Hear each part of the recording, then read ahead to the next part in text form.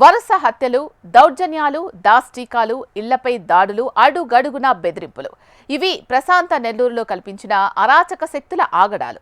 హంతకులు, అక్రమార్కులు, అరాచక శక్తులను అణిచివేయాలని ప్రయత్నించిన పోలీసులకు అడుగడుగునా కొందరు బడాబాబులు, నేతలు కాళ్లకు బంధాలు వేశారు. దేనికైనా ఓ హద్దుంటుంది.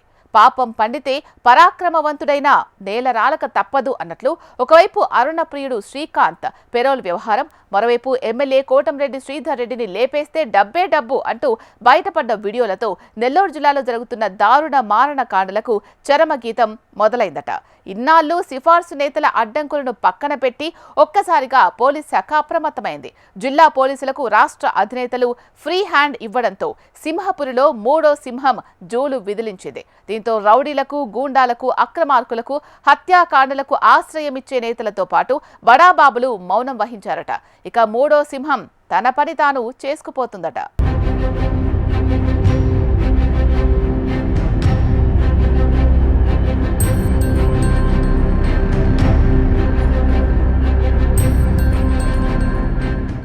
ఒక్క నెలలోనే 62 మందికి పైగా రౌడీ షీటర్లు, గంజాయి విక్రేతలు, హత్యాయత్నాలు, హంతక ముఠాలతో సంబంధం కలిగిన వారిని కటకటాల వెనక్కి నెట్టారు నెల్లూరు పోలీసులు.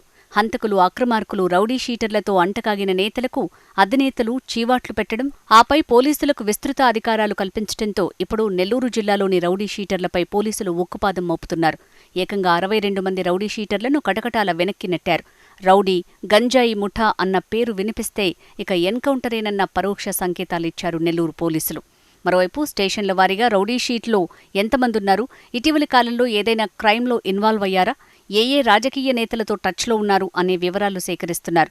దీంతో చాలామంది రౌడీ షీటర్లు, హంతక ముఠాలు జిల్లాను వదిలినట్లు సమాచారం.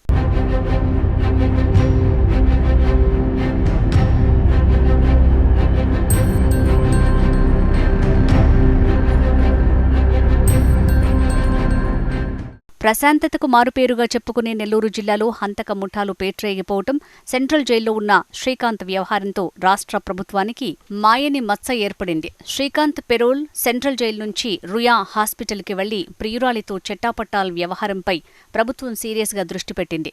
జైల్లో ఉంటూ శ్రీకాంత్ సెటిల్మెంట్లు చేయటం, లేడీ డాన్ అరుణ ఘటన నేపథ్యంలో పోలీసులు జిల్లా వ్యాప్తంగా రౌడీ షీటర్లపై ఉక్కుపాదం మోపేలా చర్యలు చేపడుతున్నారు. మళ్లీ నేరాలు చేస్తున్న రౌడీ షీటర్లపై కఠిన చర్యలు తీసుకోవాలంటూ డీజీపీ హరీష్ కుమార్ గుప్తా ఆదేశాలు ఇవ్వడంతో జిల్లా పోలీసులు ఒక్కసారిగా దూకుడు పెంచారు. శ్రీకాంత్కు సహకరించిన ఎస్కార్ట్ పోలీసులపై వరుసగా కొరడా జులిపించారు పోలీసు ఉన్నతాధికారులు. ఇందులో 6గురిని సస్పెండ్ చేశారు. మరోవైపు ఏడాది కాలంలో ఉమ్మడి నెల్లూరు జిల్లాలో జరిగిన హత్యలు, హత్యాయత్నాలు, ఇతర గ్రేవ్ నేరాల్లో పాల్గొన్న రౌడీ షీటర్ల వివరాలను సేకరిస్తున్నారు. పాత రికార్డులను తిరగదోడుతున్నారు.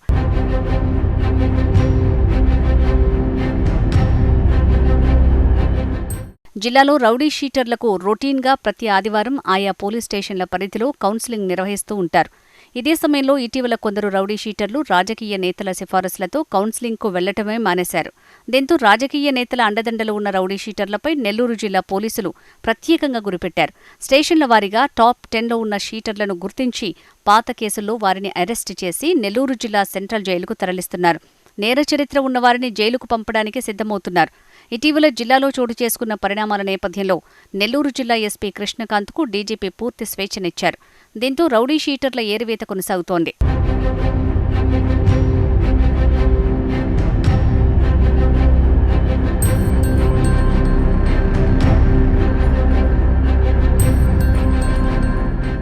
జిల్లాలో ఇప్పటివరకు దాదాపు 62 మంది రౌడీ షీటర్లను కటకటాల వెనక్కి పంపారు పోలీసులు. రౌడీ షీటర్ శ్రీకాంత్ ప్రధాన అనుచరుల్ని మొదట అరెస్ట్ చేసిన పోలీసులు ఆపై వరుసబెట్టి శ్రీకాంత్ ముఠాతో పాటు గంజాయి, ఇతర బ్యాచ్లను అరెస్ట్ చేశారు. వారందరినీ ఇప్పటికే పోలీసులు అరెస్ట్ చేసి నెల్లూరు జిల్లా సెంట్రల్ జైలుకి తరలించారు. మరోవైపు సిటీ పరిధిలో రౌడీ షీటర్లపై పోలీసులు ప్రధానంగా దృష్టి సారించారు. నెల్లూరు సబ్ డివిజన్ పరిధిలోని 6 పోలీస్ స్టేషన్లలో రౌడీ షీటర్ల ఏరివేత కొనసాగుతోంది. తమ అనుచరులను ఎందుకు అరెస్ట్ చేస్తున్నారంటూ రాజకీయ నేతల నుంచి ఫోన్లు వస్తున్నా నెల్లూరు జిల్లా ఎస్పీ కృష్ణకాంత్ పట్టించుకోవటం లేదట.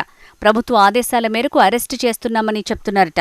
ఏ రౌడీ షీటర్కి ఏ రాజకీయ నాయకుడు సహకరిస్తున్నారన్న విషయాన్ని కూడా రాష్ట్ర డీజీపీకి నివేదిక రూపంలో ఆయన ఇస్తున్నారని సమాచారం.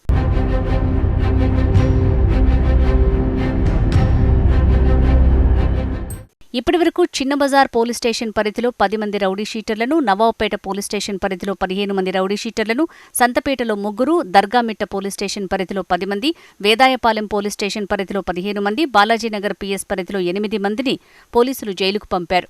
ఇప్పుడు నెల్లూరు జిల్లా సెంట్రల్ జైలు మొత్తం రౌడీ షీటర్లతో నిండిపోయింది. వారికి బెయిలొచ్చినా బయటికి రావడానికి భయపడుతున్నారంటే పోలీసులు ఏ స్థాయి జూలు విదిలిస్తున్నారో అర్థం చేసుకోవచ్చు. శాంతి భద్రతలకు విఘాతం కలిగిస్తే ఊరుకునే ప్రసక్తే లేదని నెల్లూరు జిల్లా ఎస్పీ కృష్ణకాంత్ హెచ్చరిస్తున్నారు. రౌడీ షీటర్ల ఏరివేత నిరంతర ప్రక్రియగా పోలీసులు పనిచేస్తున్నారు. నేర ప్రవృత్తి కలిగిన వారు జైల్లోనే ఉండాలని, సమాజంలో తిరిగితే శాంతి భద్రతలకు విఘాతం కలుగుతుందని పోలీసులు భావిస్తున్నారు. ముఖ్యంగా రాజకీయ నాయకుల అండదండలు ఉన్నవారిపై ఉక్కుపాదం మోపుతున్నారు. శ్రీకాంత్, అరుణల వ్యవహారంలో నెల్లూరులో రౌడీ రాజ్యం కొనసాగుతోందంటూ జరుగుతున్న ప్రచారానికి, కొన్ని యథార్థ ఘటనలకు నెల్లూరు పోలీసులు ఫుల్ స్టాప్ పెట్టే పనిలో నిమగ్నమయ్యారట. దీంతో ఇన్నాళ్లు భయాందోళనకు గురవుతున్న కొన్ని వర్గాల్లో కొంత ఊరట కలుగుతోంది.